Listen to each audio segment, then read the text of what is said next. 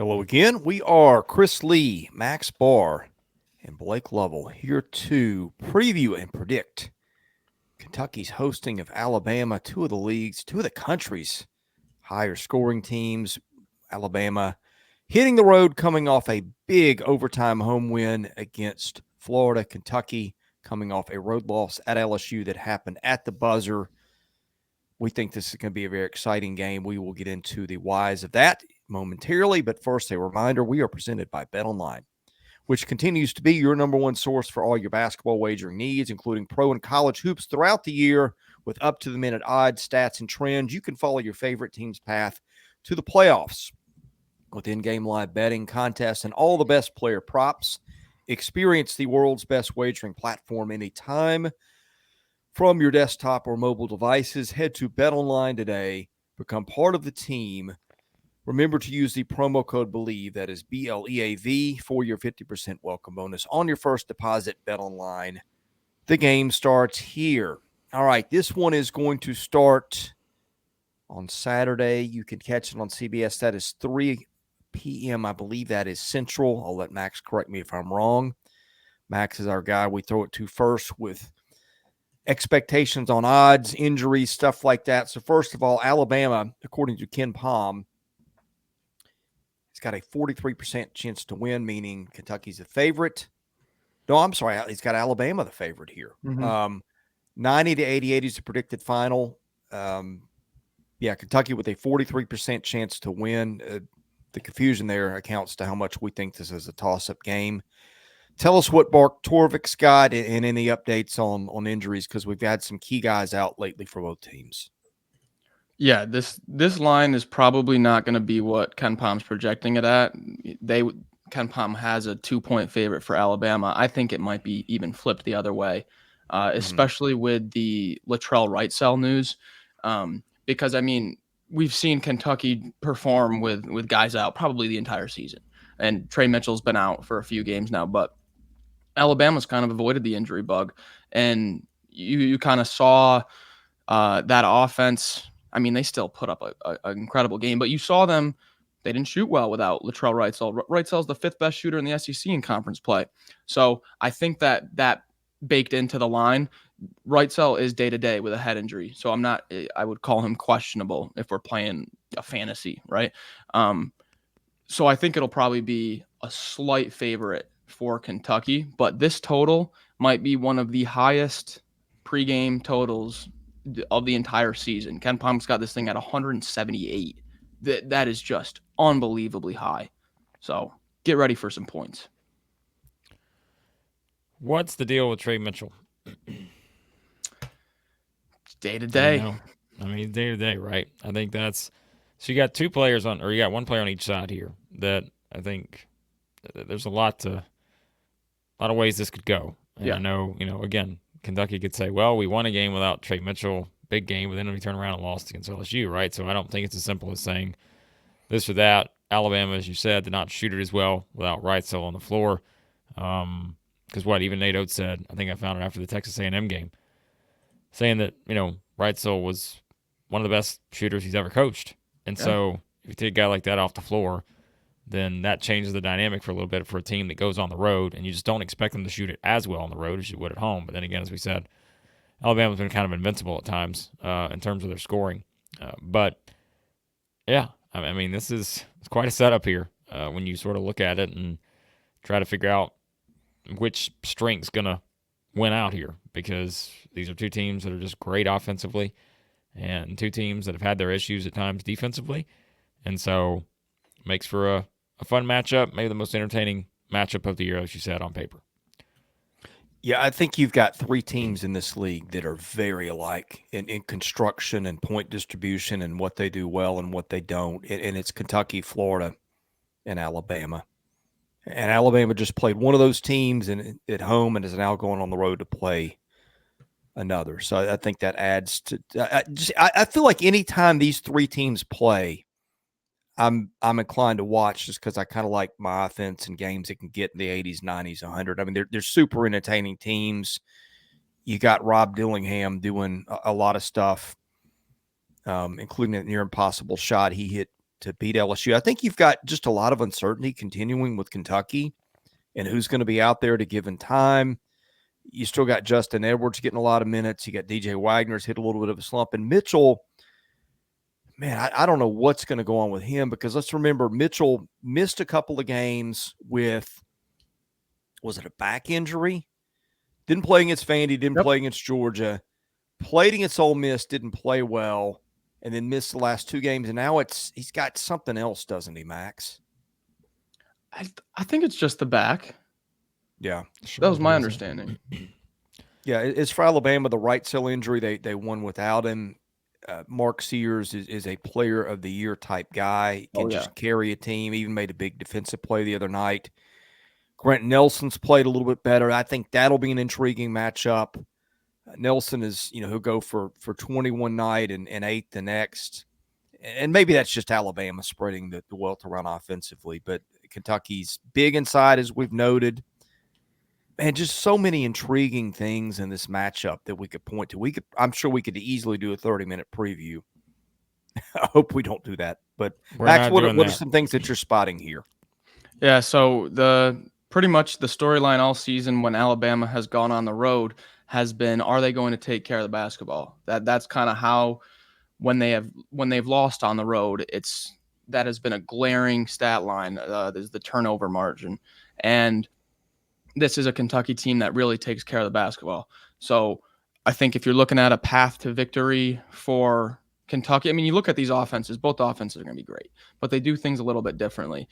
Alabama's much better offensive rebounding team, much better. And they just looked phenomenal rebounding the ball against Florida, who's one of the best rebounding teams in the nation. So I would give the rebounding edge to Alabama. I would give the turnover edge to Kentucky. Other than that, this thing is looking like it's the same team playing each other. And when that happens, when it's so similar, I like to turn to my betting spots, the angles that I usually like to look at.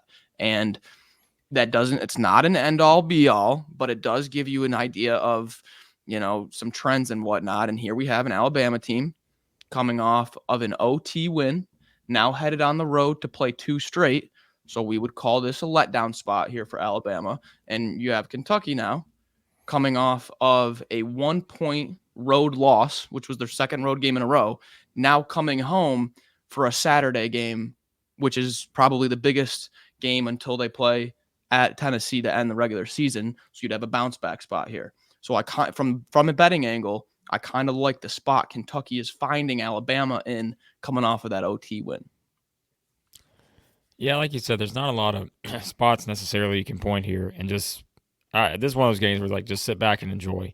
Yep. Don't try to overanalyze how many spots this team's better here or there, 1% here, 1% there. I think it's just a matter of who's going to hit shots here. Like, that's what it comes down to. Who's going to hit shots? Who's going to defend? Both teams have gotten better in both areas, as we talked about.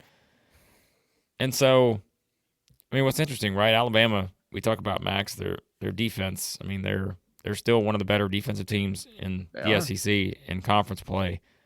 They're second in three-point percentage defense in conference play. Kentucky's the best shooting team from 3, 39.6%. Alabama's only allowing 30.3%.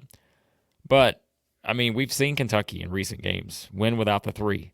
And, it's like Alabama, as we said, they're also a team that can win without the 3. They just did it against Florida. But can they do it on the road here against Kentucky, who blocks a gazillion shots and will make it tough on them to get easy points, even if their guards are driving, right? Onyenso is going to be waiting. Other guys are going to be waiting, And so I think that's what's a little interesting to me is Kentucky's defense, as we said, is not the greatest, but we've seen it get better, even in a loss against LSU, right? I mean, they only give up 75 points. That's a long way from where they were 2 weeks ago, where they're giving up 94 to Florida, 103 to Tennessee, 89 to a Zags team, like we said, we just don't think is anywhere near, offensively what they have been.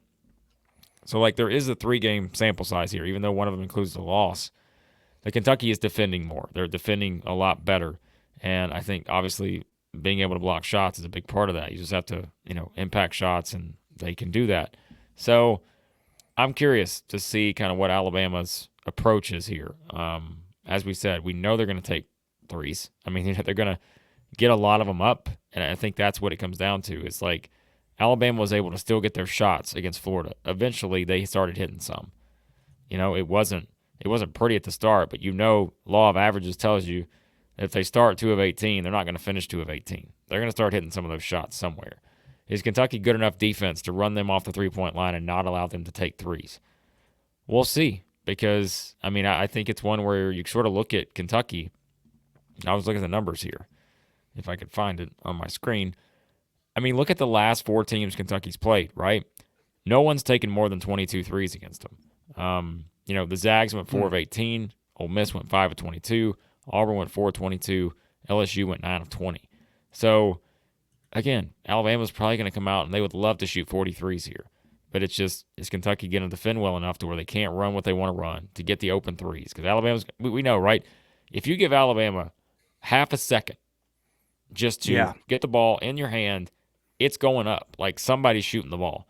And so that, I think, is what's going to be interesting to see how they approach that defensively. Because if you give Alabama just that little bit of space, all they need is half a second. And Rylan Griffin's got it right here. It's going up. Sears got it. It's just going up. Like, that's just how it works. So that's the big key here. Because we know both teams are going to score. I'd be surprised if it's a 75-73 game. So it's just a matter of, I think Kentucky defending on the perimeter is going to be very interesting here. Blake, I think you just answered the question I'm about to ask you, but it was the next question I was going to ask. You rattled off all those 3-point things. I think Alabama's a different animal, though. Ole Miss is a very efficient 3-point shooting team, but is not a high-volume team. Oh, yeah. I think, and again, I think you just said the answer, but I don't want to put words in your mouth. It feels like sort of maybe throw some of that out, given who they're facing here in terms of Kentucky's 3-point defense. Yes. Auburn is not a great shooting team. No. And so, yeah, you can look at some of those numbers. Like even the Zags are shooting, they're average at best, and they don't really, we said it, they didn't get their points from 3 anyways. So, like, that wasn't even a factor. We knew they were going to pound the ball inside. So, yeah, like it's the same thing I feel like I've said for a month or 2 months now. It's really hard to prepare for Alabama because you can't compare them to anyone else. You can't. You cannot compare Alabama to another team. You can say they're kind of like Florida, but they're not. Like, they're different. And so that's it. It's just Kentucky, can they get the game plan they need defensively to be able to counter the fact that even if Alabama struggles shooting the 3, they're going to put up so many of them that they're probably still going to find a way to hit close to 10 or more. And I think that's it. Teams that have had success against Alabama, if we just kind of look at it, I think we talked about this not long ago, right? There have been a couple games where they've not been able to get up the bulk amount of shots that they wanted to. 4-21 at Tennessee. That's not Alabama. Only getting 21. Why? Because Tennessee pressure you to no end. They don't give you the shots. 9-26 at Auburn. 26 for Alabama, not a lot, right? This is not a lot of 3-point attempts for Alabama. But Auburn, same thing. Like Tennessee, they'll pressure you defensively. Kentucky is not on the level of Tennessee or Auburn on defense. But can they do some of the similar things? Like even go back to the Creighton game, right? 4-22. And they got shots up against Arizona and Purdue, but that was a long time ago. Like we've just seen the trend for Alabama. And we were laughing about Brett's comment, like, well, Alabama didn't hit 10 threes, against Florida. They still won. They still got up 32 of them, even after not putting a single 3-point attempt up in the first 8 minutes of the second half. They still got to 32 for the game. So it's pretty simple for Kentucky. Find a way to get them into your bigs and let them hope for the best, shooting over Onion. So that's what you got to do if you're Kentucky, because if you just give them the opportunities, the numbers tell you they're going to shoot enough to where they're going to make enough to at least have a chance to beat you. So, all right, let's start with picks and our whys, and I'll lead off. Blake, you've outlined some excellent keys to the game. You brought up the Creighton game that got me to thinking. I think that Alabama has run into some issues with some bigs. Got beat by Purdue and 7'4" Zach Edey. Lost to Creighton, albeit that's away. Creighton doesn't lose a whole lot in Omaha, as Connecticut found out. Big man Ryan Kalkbrenner lost to Tennessee. Tennessee doesn't have like a stud 7-footer, but what it does is it has muscle and physicality that one also in Tennessee's building. So we do have a little bit of a history of Alabama struggling with these type of teams. I know Kentucky's different. It's not nearly the defensive teams those other teams are, but it has size. It has Onyenso, who's taken on a bigger role, and that's made a difference. But here's where I come down. It used to be like death, taxes, and nobody wins in Rupp Arena except in Kentucky. I feel like Kentucky almost plays better away from home at times. That's one thing. Number two, and by the way, this is not an easy pick for me. I'm just looking for reasons.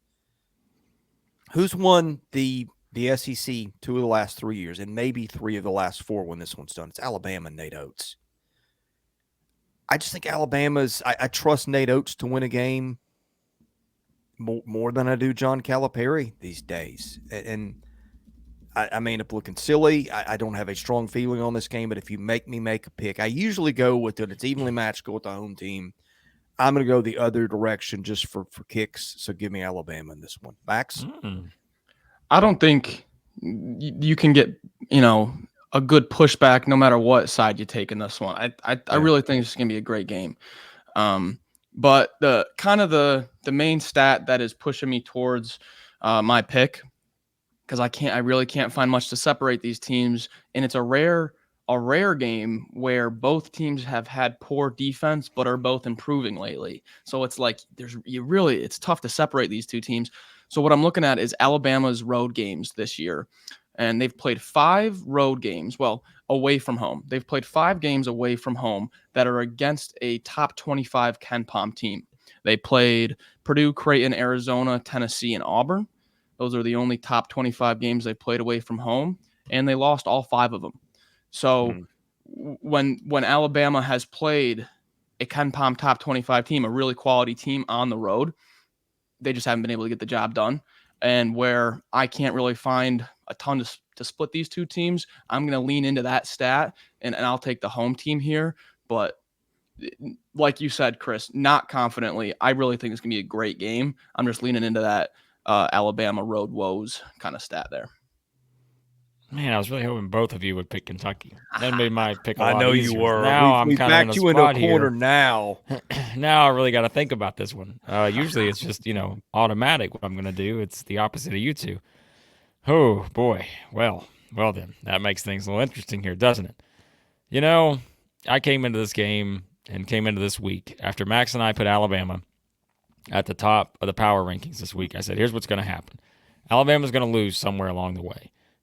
Meanwhile, Tennessee's going to go whoop up on Missouri, which was not as convincing as I thought it would be. Then Tennessee's going to get revenge against Texas A&M. And then next week, Tennessee's going to go back to the top of the power rankings. And so I'm going to stick with that because this is one where, again, I thought Alabama was done against Florida. They found a way to come back and win that game. But I think Max brings up a good point. When you've seen Alabama on the road against these kind of teams, it just has gone in the other direction.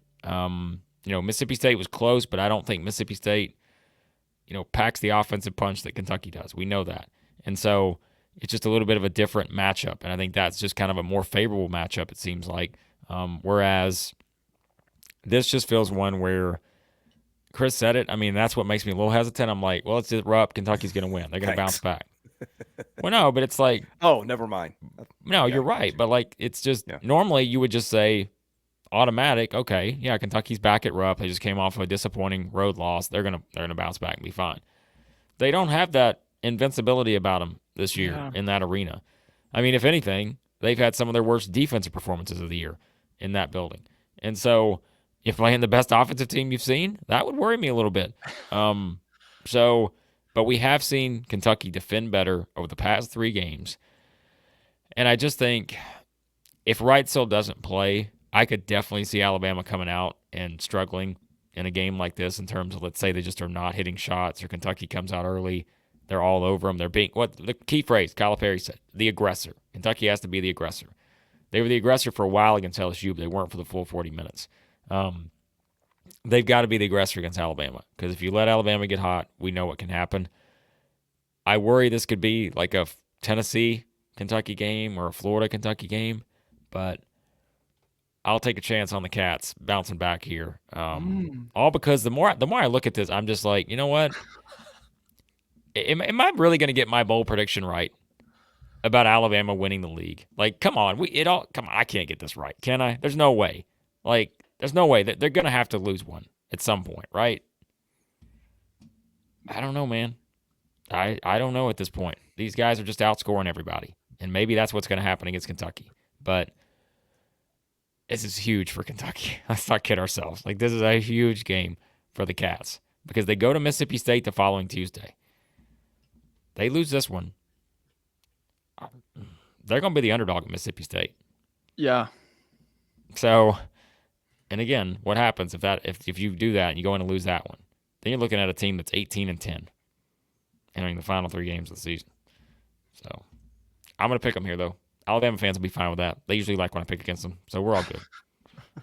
I feel like we all just went to the amusement park and rode in one of those little barrel rides where you spin yourselves around, and then we hopped off and we saw one of those little warped mirrors. Because I don't know what I'm looking at here. You guys have been stumping for Alabama and been rubbing my nose in it for a while now. I was the one guy who didn't vote Alabama number 1 in the power rankings, and I'm the only guy to take Alabama out of the 3 of us. So I don't know. We're putting this on you. Here. We're putting this on you, Chris. This is all on you in this game. We're Judge about to Judy, find this out. Does not seem fair. We've given Alabama their due this week. It's about time you do. So, all right. Thank you.